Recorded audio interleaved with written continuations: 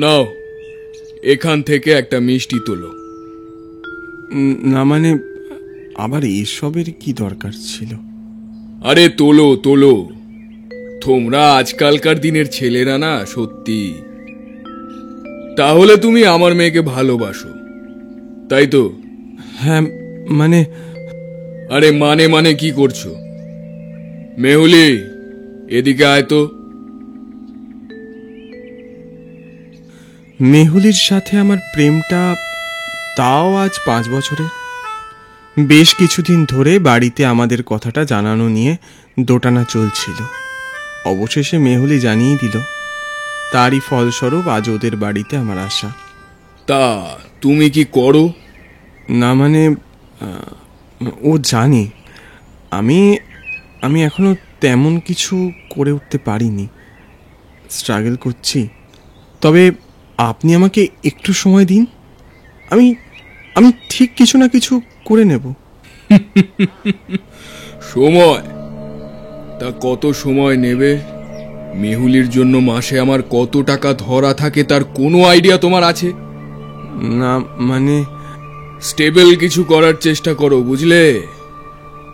আর বামন হয়ে চাঁদ ধরার স্বপ্ন দেখো না। আমার মেয়েকে বিয়ে করার কথা ভুলে যাও, বুঝলে? ওনার এমন কথায় আমার মাথায় বজ্রপাত হলো। হতভম্বের মতো চেয়ে থাকা ছাড়া আর কোনো কিছুই বলে উঠতে পারলাম না। মেহুলির চোখে তখন জলের ধারা। শোনো, তুমি এখন আসতে পারো। ভাই তোর এক কাজ কর, তুই টাকা কামিয়ে না তুই ওর বাবাকে দেখিয়ে দে। তখন দেখবি নিজে হাতে মেয়েকে তোর হাতে তুলে দিচ্ছেন। অন্ধকার গলিতে ল্যাম্পপোস্টের তলায় দাঁড়িয়ে পুরনো পাড়ার পরিচিত সায়ন্তন কথাগুলো বলল। না রে, ওসব আমার ভাগ্যে নেই। ভালো একটা চাকরিও তো জোগাড় করতে পারলাম না। ভেবেছিলাম একটা ব্যবসা করব, কিন্তু প্রতিবারই পিছিয়ে গেছি শুধু টাকার কথা ভেবে। অত টাকা আমায় কে দেবে, কোত্থেকে পাবো? এরপর সায়ন্তন চুপ করে রইল বেশ কিছুক্ষণ, তারপর বলল, আমার পরিচিত একজনের একটা কাজ আছে, করবি? দেখ, তাতে তোর হাতেও কিছু আসবে, আমার হাতেও কিছু মাল করি আসবে। তারপর সেটা দিয়ে তুই নতুন একটা ব্যবসা শুরু করতে পারবি। মানে কাজটা কি? আরে তেমন কিছু না ভাই, এক পরিচিতর থেকে একটা ব্যাগ নিতে হবে তোকে, দিয়ে সেটাকে বারাণসী পৌঁছে দিতে হবে, এটুকুই। কিন্তু দেখ ভাই, উনি আমাকে বলেছেন চেনা কাউকে দিয়ে, যাকে ট্রাস্ট করা যায় তাকে দিয়ে কাজটা করতে। ভাই সত্যি কথা বলছি, আমি কিন্তু তোকে খুব ট্রাস্ট করি, সেই জন্য আমি তোকে বললাম। আর তাছাড়া তুই এত ভাবছিস কেন? শুধু তুই যাবি, ব্যাগটা দিবি, ব্যাস, সাথে সাথেই তুই টাকা পেয়ে যাবি। আচ্ছা। সায়ন্তনের কথা মতো সকাল সকাল বেরিয়ে পড়লাম। ঠিকানা খুঁজতে খুঁজতে শহরের এক প্রান্তে থাকা একটা 3 তলা বাড়ির সামনে এসে দাঁড়ালাম। বিশাল বড় চত্বর জুড়ে একটা পুরনো দিনের বাড়ি। ভিতরে সম্ভবত রেডিও কিংবা গ্রামাফোন চলছিল। কলিং বেল বাজাতেই ভিতর থেকে কেউ একজন বলে উঠলেন, কে? আমি। ওই সায়ন্তন আমায় পাঠিয়েছে। খুলছি, একটু দাঁড়ান। পাজামা পাঞ্জাবি পরা বয়স্ক জরাজীর্ণ কঙ্কালসার লোকটার উস্কো খুস্কো চুল, চোখের তলায় কালি। খুব ভীত আর সন্ত্রস্ত দেখাচ্ছে লোকটাকে।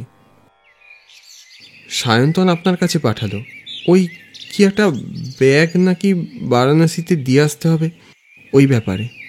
লোকটা কাঁপা কাঁপা হাতে দরজার পিছন থেকে একটা পুঁটলি বের করে আমার হাতে দিল। এই নাও, তুমি এই পুটলিটা নিয়ে বারাণসী চলে যাও। এই নাও, এই টিকিট আর এই কাগজখানা রাখো। এতে একটা বাঙালি হোটেলের ঠিকানা দেওয়া আছে, তুমি ওখানেই উঠবে, বুঝেছ? আর বলো নটবর বাবু পাঠিয়েছে, বুঝেছ? অদ্ভুত লাগলো লোকটার আচরণ আর এই পুটলিটাকে দেখে। মনে সন্দেহ জাগলেও বিশেষ কিছু বলতে পারলাম না। সবকিছু কেমন তাড়াহুড়োর মধ্যে হয়ে গেল। ট্রেনে উঠে পড়েছি, তাও ঘন্টাখানেক হচ্ছে। মাঝরাতে ট্রেন ঝমঝম শব্দ করে প্রবল বেগে গিয়ে চলল বারাণসীর পথে। অন্ধকার কামরায় চোখে ঘুম জড়িয়ে এলো। হঠাৎ প্রচন্ড একটা চাপ গলায় অনুভব করলাম, যেন কেউ আমার গলা টিপে ধরেছে। কোথায় যাচ্ছ? এক্ষুনি বাড়ি ফিরে যাও, নইলে ঘোর বিপদ অপেক্ষা করছে তোমার জন্য। তড়িঘড়ি সোজা হয়ে বসলাম। অন্ধকারে কামরায় তো কাউকে দেখতে পেলাম না, সবাই যে যার মতো ঘুমোচ্ছে। তাহলে কে ছিল ওটা? কিরকম যেন একটা ভয় দানা বাঁধলো মনের মধ্যে। সিটের তলায় পুটলিটাকে দেখলাম কেমন যেন নড়ে উঠল। চোখটাকে রগড়ালাম ভালো করে। না, ভুল তো দেখছি না। কাঁপা কাঁপা হাতে পুটলিটাকে তুলে ধরে কি আছে দেখতে যাবো, এমন সময় আবার আকাশে অন্ধকার হয়ে উঠেছে। আলোর রহস্যময়ী সহদরার মতোই অন্ধকার। ফাল্গুন আকাশে অন্ধকার নিবিড় হয়ে উঠেছে। এমন ভাবে কে কবিতা পাঠ করছে? গায়ে কাঁটা দিয়ে উঠল। মনে হলো জানলার সামনে কেউ বসে রয়েছে। জ্যোৎস্নার নিটোলা আলো এসে পড়েছে ওর গায়ে। তবু মুখটা অস্পষ্ট। এই কণ্ঠস্বর যে আমার বড় চেনা। এসব ভাবতে ভাবতে কখন যে ঘুমিয়ে পড়েছি। এরপর যখন ট্রেন বারাণসীতে এসে থামল, তখন প্রায় দুপুরবেলা। ভর দুপুরবেলা রোদের ঝলকে পুড়তে পুড়তে অবশেষে সঠিক ঠিকানায় এসে পৌঁছলাম। ঘাটের থেকে খানিকটা দূরে একটা বাঙালি হোটেল। দেওয়ালে লোনা ধরা, কড়িবর্গার ছাদ। বহু পুরনো গড়নের একটা হোটেল। রিসেপশনে উপস্থিত থাকা বয়স্ক ভদ্রলোকের সাথে কথা বলে বুঝলাম 203 নম্বর ঘরটা দোতলার কোণের দিকের। সিঁড়ি দিয়ে উঠে দরজার সামনে এসে দু একবার টোকা দিলাম।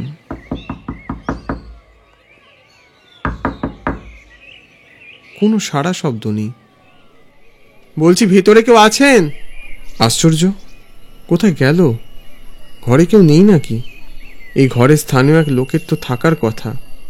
হালকা করে ঠেলতেই ক্যাঁচ ক্যাঁচ শব্দ করে দরজাটা খুলে গেল। আটকে উঠলাম। একটা লোক দরজার সামনে উপুর হয়ে পড়ে আছে। ওনার মাথার চারদিকে রক্তের ধারা। এ কি? এটা কি দেখছি? দেখে মনে হলো অনেকক্ষণ আগেই মারা গেছে লোকটা। কিন্তু এটা কি করে সম্ভব? আমি চিৎকার করে ওঠার চেষ্টা করলাম, কিন্তু ততক্ষণে গলা শুকিয়ে কাঠ। একটা টু শব্দও করতে পারলাম না। আর ঠিক সেই সময় কানের পাশে আবার শুনতে পেলাম, এই ঘুম চেয়েছিলে বুঝি? রক্ত ফেরা মাখা মুখে মোড়কের ইঁদুরের মতো ঘাড় খুঁজি, আধার খুঁজির বুকে ঘুমায় এবার। কোনোদিন জাগিবে না আর। বাঁচতে চাইলে পালাও, পালিয়ে যাও এখান থেকে। কিন্তু না, কানের পাশ থেকে ফের বলে উঠল কেউ, ওটাকে ওখানে ফেলো না ওটাকে, সাথে নিয়ে চলো সাথে। এরপর চুপি সারে সিঁড়ি দিয়ে নেমে এলাম। সায়ন্তনকে ফোন করার চেষ্টা করলাম, কিন্তু প্রতিবার বিফল হয়েছি। এ কোন বিপদে জড়িয়ে পড়লাম আমি? তৎক্ষণাৎ কাউকে কিচ্ছু না বলে হোটেলের বাইরে বেরিয়ে এলাম। ততক্ষণে আকাশের কোলে সাঁঝের ছোঁয়া লেগেছে। কাঁসর ঘণ্টা ধূপ ধুনোর গন্ধে চারদিক ম করছে। ঘাটের সামনে এসে দাঁড়ালাম। অগুন্তি লোকজনের ভিড়ের মাঝেও আমার যেন ভীষণ ভয় করলো, ভীষণ একা মনে হলো। পুটলিটাকে যে ফেলে দেব কোথাও, সে সাহস হলো না। এক পা দুপা করে নেমে ঘাটের এক কোনায় গিয়ে বসলাম। রাশি রাশি বোঝাই করা কাঠ, সেই চিতার আগুনে জ্বলছে সব দেহগুলো। ধোঁয়ার কুণ্ডলিতে আকাশ ছেয়ে যাচ্ছে। পুটলিটার দিকে তাকালাম। কি এমন আছে এটার মধ্যে? ভারী কৌতূহল হলো। এই যে মহাশয়, এই যে বারাণসীতে এসে কেমন লাগছে? পাশে কাউকে যেন অনুভব করলাম। ঘাড় ফেরাতেই দেখলাম অতি পরিচিত একটা মুখ। পরনে সাদা পাঞ্জাবি, মাথায় এলোমেলো চুল। আরে, এ তো রাহুল, যার প্রতিটা কাজের গুণমুগ্ধ দর্শক আমি, যার হাস্যরস, নাটক, কবিতা সব কিছুই আমার বড় প্রিয়। আরে রাহুল, তুমি এখানে? জানো আমি তোমার কাজের কত বড় ভক্ত। আমি যে কি তোমায় দেখে বলবো, আমি না ভাষা হারিয়ে ফেলছি। কি যে বলছো তুমি? সত্যি বলছি, বিশ্বাস করো, একটুও বানিয়ে বলছি না। গুণী মানুষরা এরকম ভনিতা একটু আধটু করে, আমি জানি। আমি সুজীব। তুমি কি এখানে ঘুরতে এসছো? হ্যাঁ, বলতেই পারো, আবার নাও বলতে পারো। ওর বলা কথাগুলোর মানে আমার কাছে ঠিক স্পষ্ট হলো না। তারপর আমার দিকে শূন্য দৃষ্টি নিয়ে তাকিয়ে বলল, তোমার জীবনে অনেক কষ্ট, তাই না? ওর ওই কথা শুনে আমার বুকটা ফেটে যেন চৌচির হয়ে গেল। ও কি করে জানলো আমার মনের কথা? এভাবে আমায় কেউ কোনোদিন জিজ্ঞেস করেনি, জানো। মাঝে মাঝে মনে হয় এই জীবনটাকে নিয়ে আমি কি করছি। একটা আনসাকসেসফুল বেকার ছেলে হয়ে বেঁচে থাকার যে কি জ্বালা, সেটা হাড়ে হাড়ে বুঝতে পারছি। সব স্বপ্নগুলো যেন আমার চোখের সামনে অন্ধকারে তলিয়ে যাচ্ছে। আমি চেয়েও সেগুলোকে ধরতে পারছি না।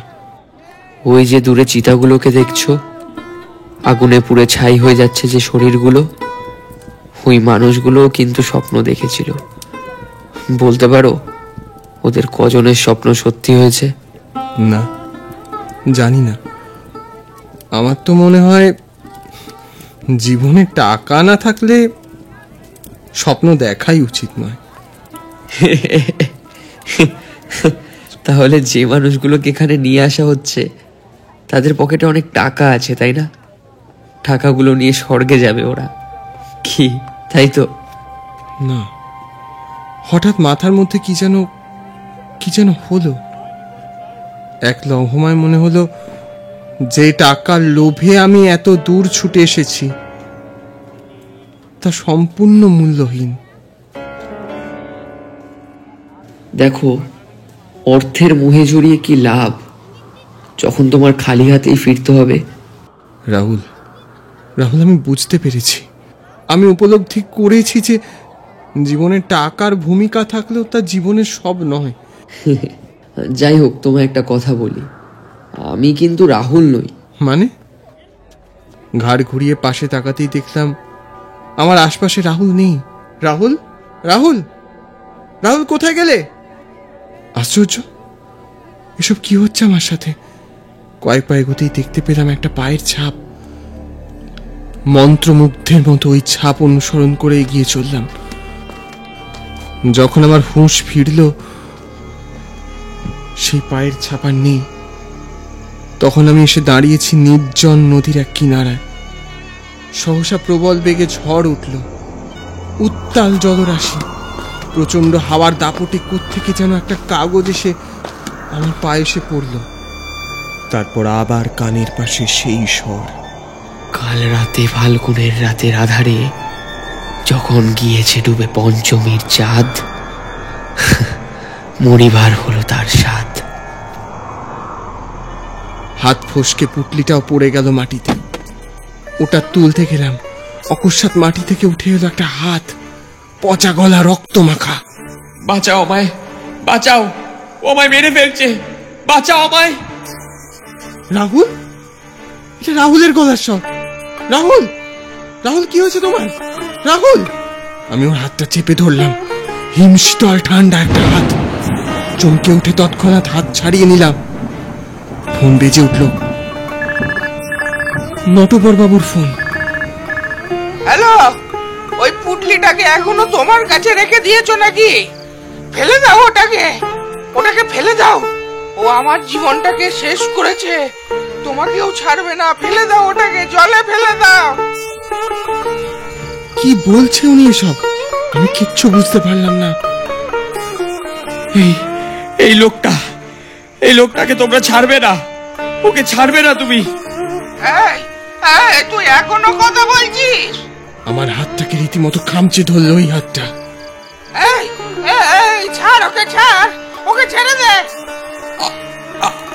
আমার কষ্ট হচ্ছে, তোকে আমি শেষ করে দেবো, নটবর। মনে হলো এক খণ্ড যুদ্ধ চোখের সামনে চলছে। দেখলাম হাতটা ধীরে ধীরে আবার মাটিতে মিশে গেল, আর ওদিকে ফোনটাও কেটে গেল সাথে সাথে। আশ্চর্য! নদীর কিনার দিয়ে উদ্ভ্রান্তের মতো ছুটে চললাম ঝোড়ো হাওয়ার মধ্যে। কি হচ্ছে আমার সাথে আমি কিচ্ছু বুঝতে পারলাম না। একটা জরাজীর্ণ শরীর ভীষণ রকম আর্তনাদ করে চলেছে। মধ্যরাতের আকাশ জুড়ে একটা অদ্ভুত ভয়ার্ত শূন্যতা আমায় মুহুর্মুহু গ্রাস করলো।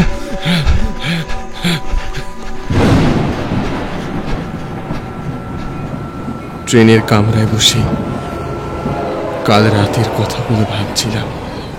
সায়ন্তনকে আমার সাথে ঘটে যাওয়া সমস্ত ঘটনা জানানো দরকার। পকেট থেকে ফোনের সাথে একটা মোড়ানো কাগজের টুকরো বের করলাম। এটা এলো কোত্থেকে? মনে পড়ল কাল রাতে ঝড়ে উড়ে আসা সেই কাগজের কথা। পুটলিটা তোলার সময় হয়তো কাগজটা পকেটে পুড়ে নিয়েছিলাম।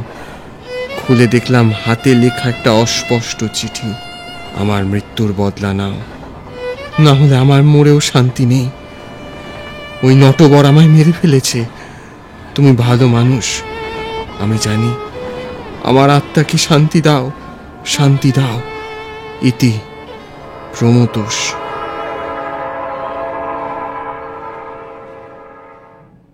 এরপর বহুদিন কেটে গেছে।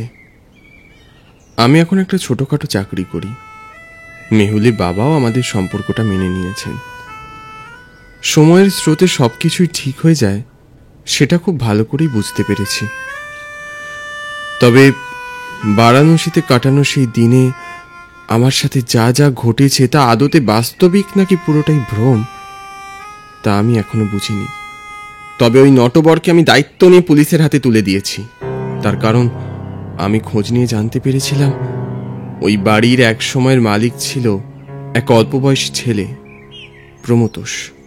তার তিন কুলে নিজের বলতে কেউ ছিল না, আর নটবর ছিল ওই বাড়িরই ভাড়াটে। কিন্তু এক সময় নটবরই টাকার সম্পত্তির লোভে প্রমোতোষকে খুন করে ওই বাড়ির মাটিতেই চাপা দিয়ে রাখে। তারপর টাকা দিয়ে পুরো বিষয়টাকে ধামা চাপা দিয়ে দেয়। প্রমোতোষের প্রেতাত্মা নটবরকে অহরহ বিরক্ত করত। তাই নটবর ওই বাড়ির মাটিতে পুঁতে রাখা ওই প্রমোতোষের হাড়গোড়গুলোকে কোনোভাবে বারাণসীর ঘাটে দাহ করতে চেয়েছিল, যাতে ওর আত্মার মুক্তি ঘটে। কিন্তু অত সহজে কি বাঁচা যায়? শহরের এক অনুষ্ঠানে অবশেষে একদিন রাহুলের সাথে দেখা হলো। ওকে সমস্ত ঘটনাটা জানালাম। ও অবাক হলো ভীষণ। তাই নাকি? এরকম হয়েছিল তোমার সাথে? কিন্তু আমি তো এমন কাউকে চিনি না। তুমি দেখো এই ছবিটা। এ কি? একে তো হুবহু আমার মতো দেখতে। শেষবার ওই বাড়িতে পুলিশের সাথে যখন গিয়েছিলাম তখন আমিও দেখে অবাক, তাই তো ছবিটা তুলে রেখেছি।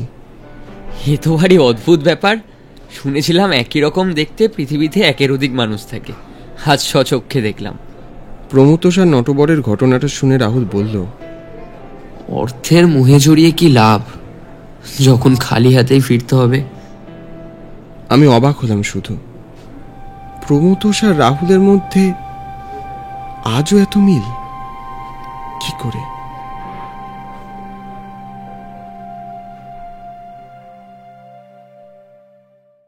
তো গল্পটা তোমাদের কেমন লাগলো আমাদের আগে জানাবে। আচ্ছা, আমাদের সাথে এই গল্পে যেরকম রাহুলের ভয়েস তোমরা শুনেছো, তো আজকে রাহুল আছে।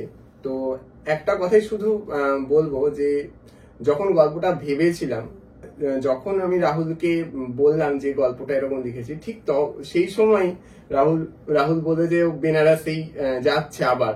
তো আমি পুরো একদম চমকে গেছি, এতটা কাকতালীয় বিষয় হয়ে যাবে আমি ভাবতে পারিনি। তো রাহুলের কিরকম লাগলো সেই মানে জিনিসটা কিরকম, আর তোমার এই ভয়েসটা দিতে কিরকম লেগেছে বলো।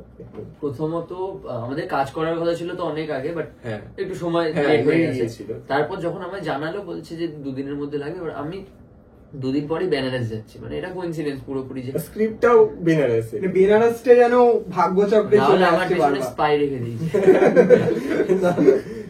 তো ওখানে যাওয়ার প্ল্যান ছিল বলে ভয়েসটা বাড়ি থেকে তো আমি তাড়াতাড়ি এসে দিতে পারিনি। আমি পুরো স্ক্রিপ্টটা পড়েছি বেনারসে গিয়ে, ওখানে গিয়ে একদম পড়ছি যে আমি বেনারসেই রয়েছি, গল্পেও রয়েছি, বাস্তবেও রয়েছি। আর দারুণ ভাবে কিন্তু ওখান থেকে করে দিয়েছে, মানে একদম কোনো আমাদেরকে মানে ওয়ান টেক আর্টিস্টের মতন কাজ করেছে, মানে একদম প্রপারলি। মানে বেনারসে বলে বেনারসি স্ক্রিপ্ট। তোমরা তো ওয়ান টেকটা পেয়েছো, আমি তো জানি পেয়েছো না। ওখানে দুপাশে দুজন ডাক ডাকছে, আমি মাঝখানে ভয়েস ওভার দিচ্ছি, কিন্তু আমার খুব ভালো লেগেছে, আমার স্টোরিটাও খুব ভালো লেগেছে। আর ক্যারেক্টারটা কিরকম লেগেছে তোমার? অ্যানিমেটেড ক্যারেক্টারটা কতটা মিলেছে তোমার সাথে? দেখালো আমাকে, দেখিয়েছে মানে ওরা আমাকে প্রথমবার যেভাবে দেখেছিল সেভাবেই পুরো ক্যারেক্টারটা রেখেছে অ্যানিমেশনেও। আমার খুবই ভালো লেগেছে বিষয়টা, তারপর আরো স্পেশাল হয়ে গেছে, তার কারণ যেহেতু আমি বেনারসি ছিলাম ওই মুহূর্তে, তার বেশি ফিল করতে মানে মিলেমিশে একাকার হয়ে গেছে। মানে শুদ্ধ বেনারস থেকে এসে আর আমরা পাকড়া করে না এখানে বেনারস থেকে ডিরেক্ট ছিলাম। একদম একদম। তো আজকে এতটাই। তোমরা কেমন লাগলো তোমাদের কমেন্ট আমাদের কমেন্টে গিয়ে জানাবে, আর পরের গল্পের জন্য অপেক্ষা করো। আজকের জন্য টাটা।